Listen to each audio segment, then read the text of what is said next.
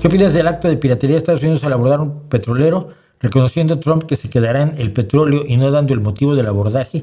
Si no dio el motivo del abordaje es un error. Yo pensé que era un acto de piratería, pero en concreto, este petrolero que se llama, ¿cómo se llama? Striker. No sé, tiene un nombre.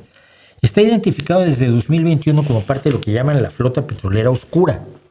Y es una flota que funciona fuera de la ley y que mueve petróleo entre distintos países infringiendo la legislación internacional. Esto no legitima lo que hizo Estados Unidos, porque no sé si la ley internacional diga que cualquiera que encuentre un barco de estos, de la flota negra, de la flota oscura petrolera, pueda detenerlo.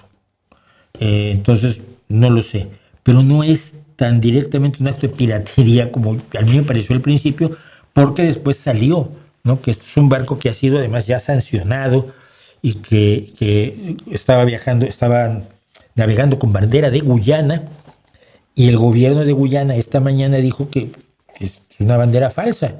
Ahora sí, falsa bandera, porque ellos no tienen registrado ese buque, como todos tienen registrados a todos los buques que navegan con bandera de Guyana. Entonces, no creo que Estados Unidos haya hecho bien, no lo sé. Quedarse con el petróleo si no es lo correcto, por supuesto. Pero habría que ver cuál es la situación en derecho internacional de los barcos de la flota oscura, de los petroleros de la flota oscura, porque ahí se mueve muchísimo dinero, evidentemente ilegal, evidentemente delictivo, ¿no?